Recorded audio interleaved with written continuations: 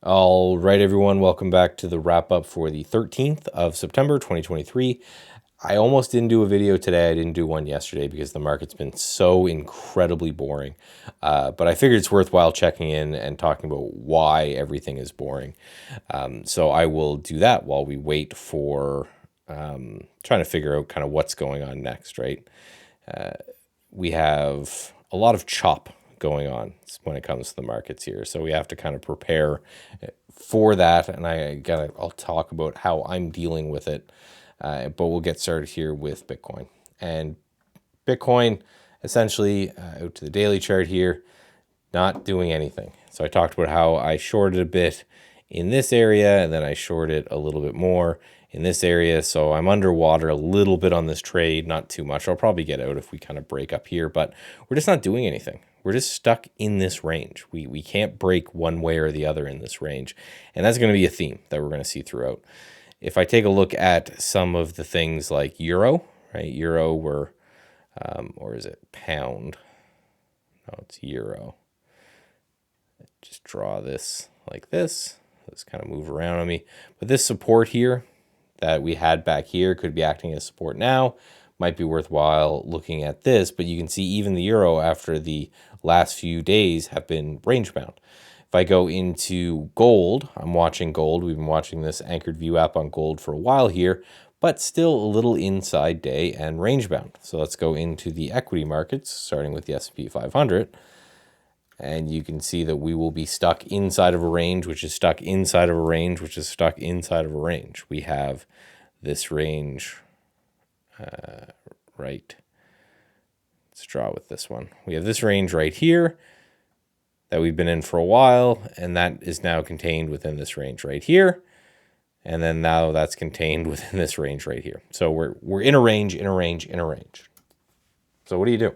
You know, for a trend following kind of systematic guy like me, what I do is I look really hard for strength under the hood. I lower my position size really, really small while I'm waiting for something interesting to occur. And I ride the stuff that I still have that's working while killing the stuff that's no longer doing anything interesting. So uranium, for example, we had a nice breakout here in uranium today. And we talked about before, it had already been on the watch list. So if you don't have access to the watch list, go to StatsEdgeTrading.com, put your email address in there, completely free.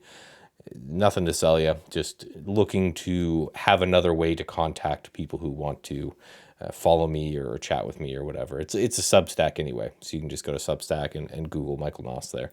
So CCJ has been working well. UUU has been working well. More of, let me really stick with what's working and then avoid what else and wait for the market to make up its mind and either break through these highs or break through these lows, show me some direction. There's periods of time as a trend follower where you really step on the gas. There's periods of time where you chill out, and I think we're in one of those chill out periods. Only other ETF I'm going to talk about here is XLI, and that's because we're pulling back to an interesting level here. So one scan that's coming to trade ideas soon that I really, really like is stocks that are pulling into a rising 200-day moving average and bouncing into a falling 200-day moving average. Very simple trading style for people who like pullbacks, just like the anchored view app pullback. Very, very simple. But when I noticed this one actually popped up on the scan as getting near a rising 200-day moving average, it's also pulling into these prior highs back in here. So because we're seeing that pullback into this area makes me think that we could be in for a bounce when it comes to industrials. So for me, I just want to look at the components of that, right? So look at Caterpillar, Deere, all of that. When I'm doing my scanning, if I come up with those things, they're way more interesting to me. Now, I didn't add anything to the watch list today. I did some scanning. I may do some more this evening, but I have 22 stocks on watch, which is a lot. So I don't want to go too much over that. So I'll just quickly talk about two that I'm going to be watching really closely here. And one is just Canva. It's still battling as everything else is kind of in a range. It's still battling this 53. See a topping tail here and a topping tail here and a topping tail here. So I want to get really fine-tuned with my entry on Carvana here with a 40. It's actually just updated yesterday, and now it still has a 40% short float on it. So pretty gnarly short float on Carvana. Then the other one is this DLO. It's an insurance broker, so probably not that much juice, but I really like the play here. This thing is doubled from 10 to 20, so even an insurance broker can get moving, I guess. And just a really tight flag right here after holding this positive earnings gap. So this DLO, those are the kind of the short list, I guess, things that I'm really got my eye on for tomorrow into tomorrow's trading in case the market moves. I think we may have another, let me just check. I think we may have another economic event. CPI didn't shake us up. Who knows what else could kind of shake us up? We have PPI tomorrow.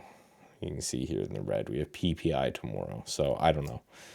Who knows? Because CPI was supposed to be the thing that really got us moving. And again, this is the email list if you want. It's got pictures of all the charts here. I'll add Carvana and DLO, and then you can grab access to the watch list right there. So that's all it is. And the video is in there as well once I'm done with it, obviously, so you won't ever miss a video. So really, when it comes down to it, what I just wanted to talk about is the markets being range bound. That's why I'm not being too active on socials. It's why I'm not being too active making videos. It's when the market is chill, I find it's very important to also be chill. It doesn't mean you don't work. Our work is not trading. Trading is like 5% of what a trader does. The rest of it is going through the charts daily, making sure you understand where everything is and correlations that are happening and what's moving and why it's moving there and all that. So I'm still doing all of that. But just when I'm done, there's nothing that's super compelling to me to say, yeah, I really need to, get into this in a big way. So still working, not a whole lot to do. So we will just see what happens when the market moves. Might be Monday, who knows? I've got a hurricane on the way, so I probably wouldn't mind if the market just hung out for the next 2 days, and then after the hurricane's gone, gets active. But we have to stay diligent, but also stay patient. So that's it for me today. Thank you guys very much. Go to StatsEdgeTrading.com. I'll see you tomorrow.